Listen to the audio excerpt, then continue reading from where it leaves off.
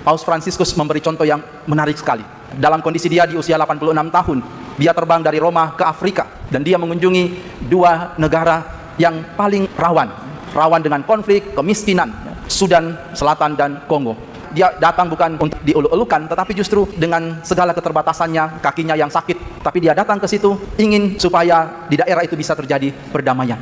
Karena memang daerah itu orang Katoliknya cukup banyak. Bahkan di daerah Sudan Selatan itu justru yang berkonflik, terjadi perang saudara itu ya antara kelompok-kelompok Kristen. Tapi justru terjadi perang karena politik. Tetapi itulah Paus berusaha datang untuk menjadi garam dan terang dunia, menunjukkan, memberi harapan kepada orang di situ untuk mau berdamai, untuk mau mengupayakan kesejahteraan dan keselamatan untuk semua orang. Mari kembali lagi kita belajar dari firman Tuhan ini yang saya kira sudah sangat jelas, tetapi menantang kita untuk mewujudkannya di dalam hidup kita sehari-hari, khususnya di antara orang-orang di dekat kita, keluarga kita, tetangga kita, sesama kita.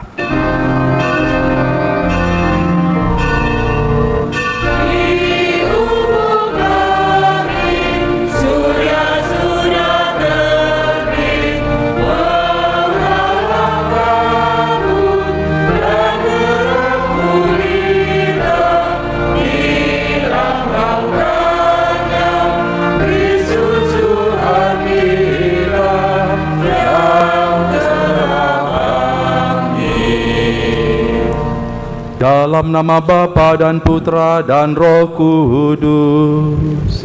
Amin. Rahmat dan damai sejahtera dari Allah Bapa dan dari Tuhan kita Yesus Kristus bersamamu.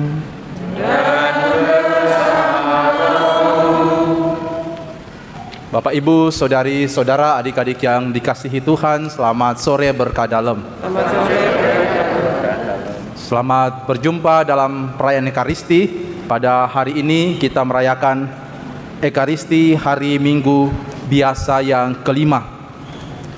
Bacaan-bacaan yang akan kita dengarkan nanti mengajak kita untuk merenungkan panggilan kita sebagai pengikut-pengikut Yesus untuk menjadi garam dan terang dunia. Kita dipanggil untuk menjadi tangan-tangan Tuhan di dalam pewartaan kerajaan Allah di dunia ini. Kita bawa doa-doa kita dan dengan rendah hati kita mohon pengampunan dari Tuhan atas segala dosa dan kesalahan kita.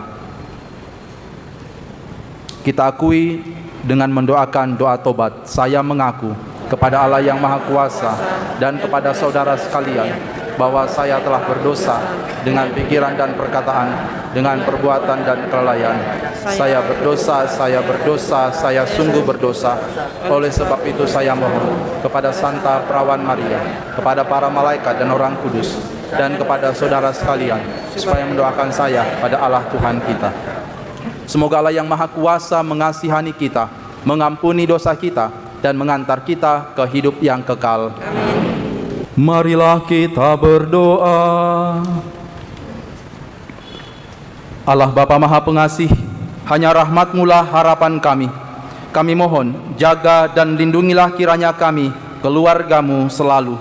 Demi Yesus Kristus Putra-Mu Tuhan dan pengantara kami, yang hidup dan berkuasa bersama Dikau dan Roh Kudus, Allah sepanjang segala masa. Amin. Pembacaan dari kitab Yesaya. Beginilah firman Tuhan Allah.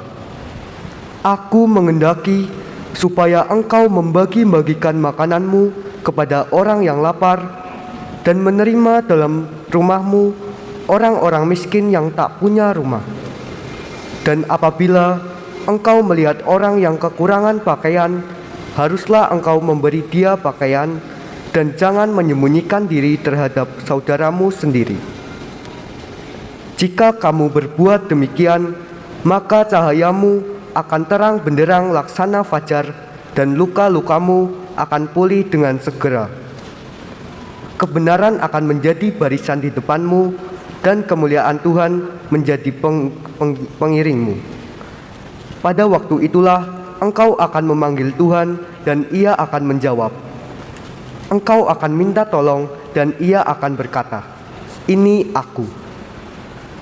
Apabila engkau tidak lagi mengenakan kuk penindasan pada sesamamu dan tidak lagi menunjuk-nunjuk orang dengan jari dan memfitnah, apabila engkau menyerahkan kepada orang lapar apa yang kau inginkan sendiri dan memuaskan hati orang yang tertindas, maka terangmu akan terbit dalam gelap dan kegelapanmu akan berubah menjadi seperti terang pada siang hari. Demikianlah sabda Tuhan. Bagi orang benar Tuhan bercahaya, laksana lampu di dalam gulita. Bagi orang benar Tuhan bercahaya, laksana lampu di dalam gulita. Bagi orang benar Tuhan bercahaya, laksana lampu di dalam gelap. Ia pengasih dan penyayang serta berlaku adil. Orang baik menaruh belas kasihan dan memberi pinjaman. Ia melakukan segala urusan dengan semestinya. Bagi orang benar Tuhan bercahaya, laksana lampu di dalam gulita. Orang jujur tidak pernah goyah, ia akan dikenang selama-lamanya. Ia tidak takut kepada kabar buruk, hatinya tabah, perlu kepercayaan kepada Tuhan. Bagi orang benar Tuhan bercahaya, laksana lampu di dalam gulita. Hatinya teguh, ia tidak takut. Ia murah hati, orang miskin diberinya derma. Kebajikannya tetap untuk selama-lamanya. Tanduknya meninggi dalam kemuliaan. Bagi orang benar Tuhan bercahaya, laksana lampu di dalam gulita. Pembacaan dari surat Rasul Paulus kepada jemaat di Korintus. Saudara-saudara, ketika aku datang kepadamu, aku tidak datang dengan kata-kata yang indah atau dengan hikmat, untuk menyampaikan kesaksian Allah kepada kamu. Sebab aku telah memutuskan untuk tidak mengetahui apapun di antara kamu, selain Yesus Kristus, yaitu Dia yang disalibkan. Aku pun datang kepadamu dalam kelemahan, dengan sangat takut dan gentar. Baik ajaran maupun pemberitahuanku tidak kusampaikan dengan kata-kata hikmat yang meyakinkan, melainkan dengan keyakinan akan kekuatan roh, supaya imanmu jangan bergantung pada hikmat manusia, tetapi pada kekuatan Allah. Demikianlah sabda Tuhan. Haleluya, haleluya, haleluya, haleluya,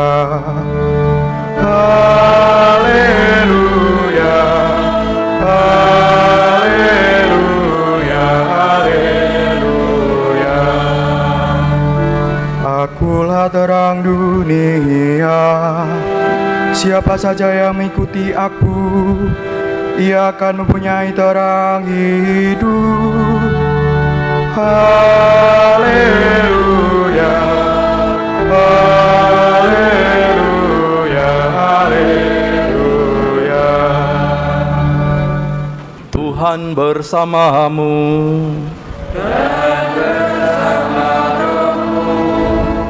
Inilah Injil suci menurut Matius.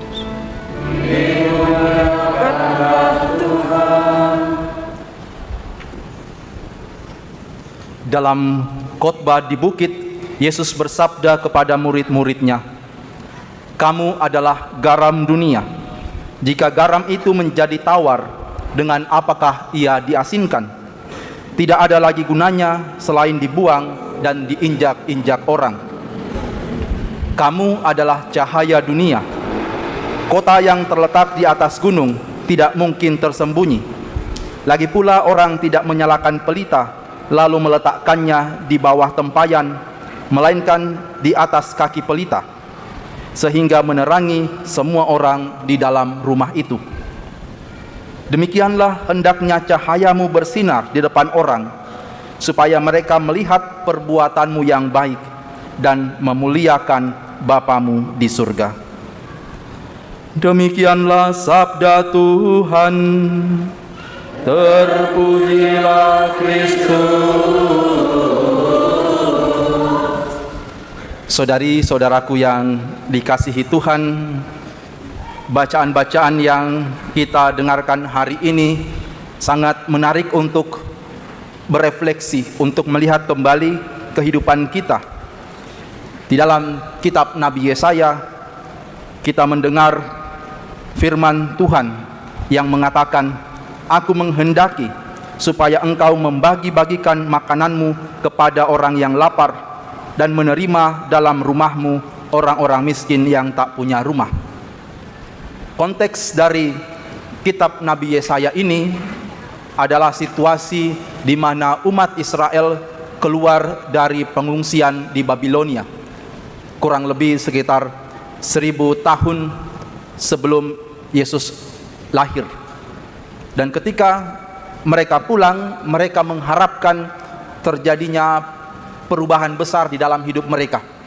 Mereka berdoa, beribadah, sungguh-sungguh mengutamakan Tuhan di dalam hidup mereka, membawa persembahan dan macam-macam hal. Tetapi perubahan yang mereka harapkan tidak kunjung tiba. Perkembangan yang mereka alami di dalam hidup mereka sangat lamban. Tetap banyak terjadi kekerasan, kejahatan, kemiskinan, dan berbagai macam hal yang di luar seperti yang dijanjikan oleh Tuhan kepada mereka. Dan di dalam situasi ini, Tuhan bersabda kepada bangsa Israel melalui perantaraan Nabi Yesaya, Aku menghendaki supaya engkau membagi-bagikan makananmu kepada orang yang lapar dan menerima dalam rumahmu orang-orang miskin yang tak punya rumah. Kita bisa baca selanjutnya, sangat menarik. Tetapi inti dari firman Tuhan ini adalah bahwa kerajaan Allah tidak bisa terwujud kalau kita berpangku tangan, kalau kita tidak mau terlibat. Memang betul bahwa kerajaan Allah bersumber dari Allah sendiri, tetapi kita sebagai manusia harus harus berpartisipasi di dalamnya. Menarik, beberapa tahun yang lalu sekelompok mahasiswa psikologi di Filipina mengadakan penelitian sosial. Kadang-kadang di YouTube atau di TikTok kita bisa melihat contoh-contohnya. Ya, mereka mengadakan penelitian sosial dan mereka pergi ke tempat yang biasa dilalui oleh para frater untuk pergi kuliah. Dan di situ mereka berdiri di arah frater untuk pergi kuliah itu. Dan di dalam penelitian itu, ketika ada frater lewat, mereka mencoba untuk minta tolong, menghentikan frater dan minta tolong pura-pura, ya. Namanya penelitian, pura-pura ada orang yang perlu bantuan. Dan yang menarik adalah ketika ini mereka melakukan di sekelompok para frater, ya. Dan ada juga yang mereka lakukan dengan mahasiswa biasa, ya, bukan frater, mahasiswa biasa. Dan ketika dibandingkan, yang menarik adalah ternyata mahasiswa yang biasa, ya, ada yang Katolik, ada juga yang bukan Katolik, ya, itu lebih banyak yang mau berhenti untuk menolong dibandingkan dengan para frater itu. Hasil penelitian ini terus terang sangat, ya mungkin bagi kita loh kok bisa, tetapi itulah hasil penelitian sosial yang mereka buat. Tetapi justru kembali lagi menyadarkan kita bahwa kadang-kadang apa yang kita imani itu kita belum tunjukkan di dalam perbuatan kita sehari-hari. Kita belajar untuk berbuat baik, untuk berbelas kasih, tetapi dalam kehidupan kita sehari-hari belum tentu seperti itu. Kadang kita fokus di dalam doa, peribadatan dan sebagainya, tetapi di dalam praktek berbuat baik kepada orang, menolong orang, kita masih kurang. Dan ini menjadi bahan permenungan untuk kita semua. Dan juga menarik juga, ada banyak orang-orang lain di luar sana yang sungguh mau berkorban untuk orang lain.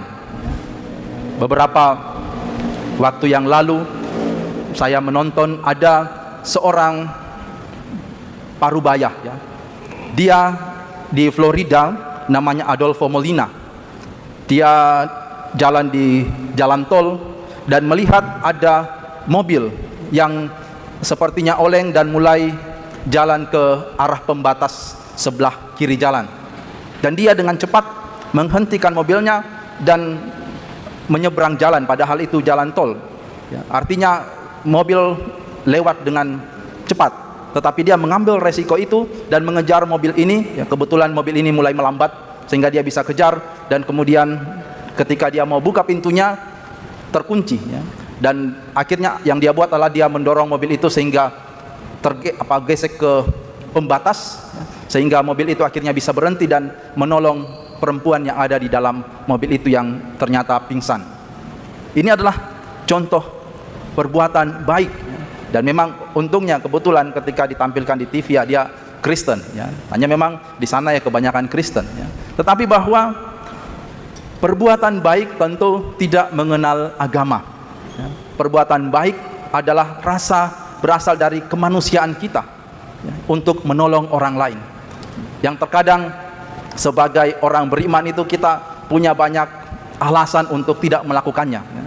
Contoh misalnya dengan para frater itu kemungkinan, ya, karena saya pernah frater jadi saya bisa berangan-angan, ya, kemungkinan mereka mengatakan nanti ada yang menolong, ya, saya sudah mau terlambat ini untuk nanti kalau tidak bisa hadir tepat waktu mengikuti kuliah nanti bisa dapat hair atau bisa tidak lulus atau dapat hukuman dan macam-macam, ya. Mungkin alasan-alasan itu, tetapi bahwa kita kadang-kadang kurang peka terhadap situasi. Bahkan ada yang sampai mengatakan jika Yesus Kristus hadir saat ini dan melihat gereja yang didirikannya, Yesus Kristus mungkin tidak lagi mengenali kita sebagai pengikut-pengikutnya. Kata-kata ini adalah kembali lagi kritikan untuk kita. Kadang-kadang memang kita terlalu fokus pada iman, tetapi lupa pada sisi perbuatan itu. Pentingnya perbuatan, pentingnya belas kasih. Saya juga merasa terinspirasi, ada seorang ibu yang mau ngopeni, ya, merawat orang tua yang bukan saudaranya, ya, tetangganya dirawat dengan baik. Ini suatu perbuatan belas kasih yang luar biasa dan bisa kita praktekkan di tempat kita. Di Cilacap ini banyak orang tua, banyak orang sakit, ada yang hidup sendiri. Apa yang bisa kita buat, ya, untuk orang-orang yang di sekitar kita yang kadang-kadang mungkin mereka untuk mengandalkan dirinya sendiri sulit, ya. Dan persis disinilah kita bisa berbuat sesuatu. Saya senang dengan Romo Carolus dan saya banyak belajar dengan beliau. Beliau sangat punya kepekaan luar biasa untuk menolong, dan dalam banyak hal kadang-kadang ya tidak terlalu pusing dengan aturan dan macam-macam. Kalau ada orang yang perlu ditolong, dia tolong sejauh dia mampu. Dan ini persis juga yang kita ingin teladani. Kata-kata Yesus bahwa kita menjadi garam dan terang dunia adalah kita mau menolong orang. Pernah suatu malam ada seorang yang sakit kena COVID, ya, tidak ada yang memperhatikan, ya, untuk mencarikan tempat dia bisa nginap semalam itu susahnya luar biasa. Ya, akhirnya dibawa ke Dharma Mulia. Untungnya Dharma Mulia bisa menerima. Ya, contoh-contoh sekali lagi banyak hal yang bisa kita buat sebagai pengikut Yesus. Memang yang namanya membantu itu kadang-kadang ya kita harus berkorban. Ya, tapi persis disinilah tantangannya. Disinilah ditunjukkan bagaimana kerelaan kita menjadi garam dan terang dunia. Paus Fransiskus memberi contoh yang menarik sekali. dalam kondisi dia di usia 86 tahun, dia terbang dari Roma ke Afrika dan dia mengunjungi dua negara yang paling rawan dengan konflik, kemiskinan, Sudan Selatan dan Kongo. Dua negara yang dia datang bukan untuk mencari dieluk-elukan, tetapi justru ingin dengan segala keterbatasannya, kakinya yang sakit, tapi dia datang ke situ supaya di daerah itu bisa terjadi perdamaian. Karena memang daerah itu orang Katoliknya cukup banyak. Bahkan di daerah Sudan Selatan itu justru yang berkonflik, terjadi perang saudara itu ya antara kelompok-kelompok Kristen. Tapi ya justru terjadi perang karena politik. Tetapi itulah Paus berusaha datang untuk menjadi garam dan terang dunia, menunjukkan, memberi harapan kepada orang di situ untuk mau berdamai, untuk mau mengupayakan kesejahteraan dan keselamatan untuk semua orang. Saudari-saudaraku yang terkasih, mari kembali lagi kita belajar dari firman Tuhan ini yang saya kira sudah sangat jelas, tetapi menantang kita untuk mewujudkannya di dalam hidup kita sehari-hari, khususnya di antara orang-orang di dekat kita, keluarga kita, tetangga kita, sesama kita. Amin. Marilah mewartakan misteri iman kita.